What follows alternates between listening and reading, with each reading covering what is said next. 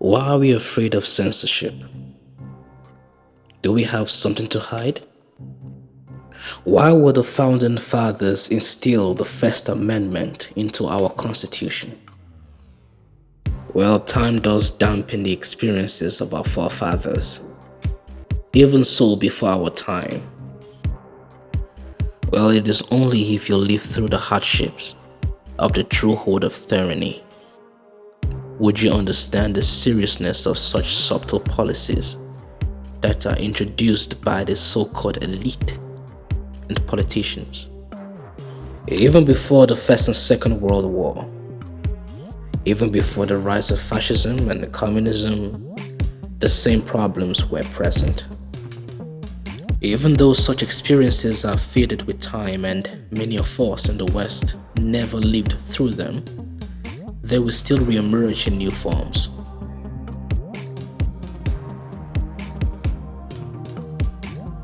Or maybe they have already re-emerged.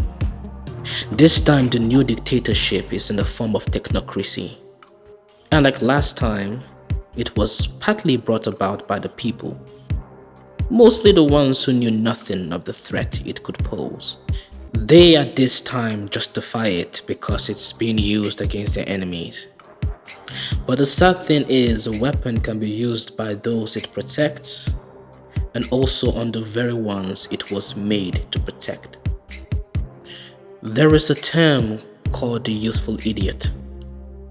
He's an individual that believes in a cause without necessarily thinking through the problems in his ideology and so pushes to instill it in whatever way possible.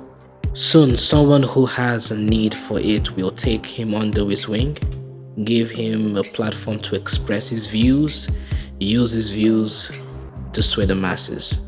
And when the job is done, get rid of him while they use his accomplishments to bring about the agenda.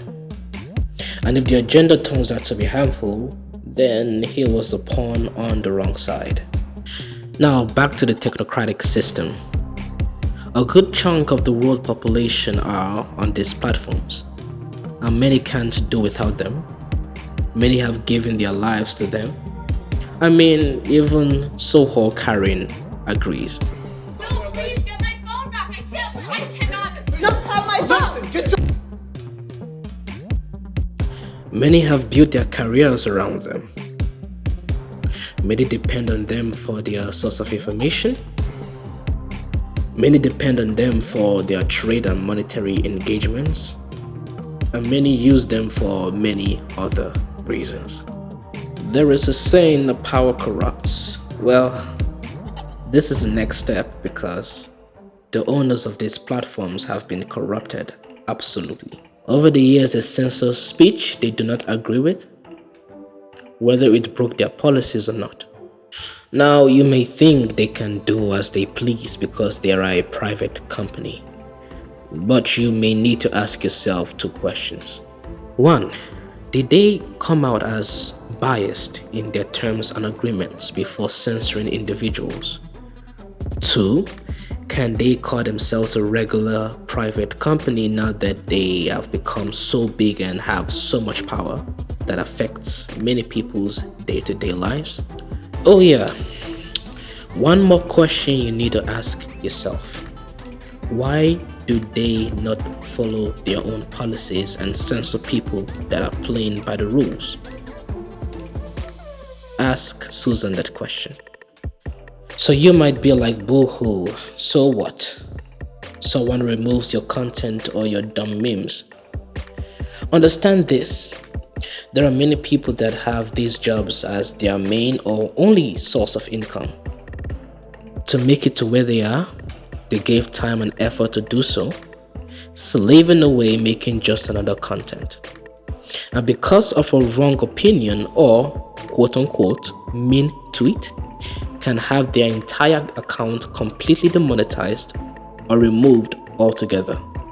Also, if you think these media tycoons are going to stop at removing your content, then you should pay more attention. Just so you know, entities like PayPal and Patreon have also begun removing people's accounts for the same thing. Now, in the future, apps will be a major way of transferring money. That means when someone has the wrong opinion, according to the moderator, or against the values of a company, one that could update their values at any moment, they would have the right to close your account, making it hard to transfer or even use your money. If you think it is impossible, if you think this will never happen, then my friend, continue to sleep.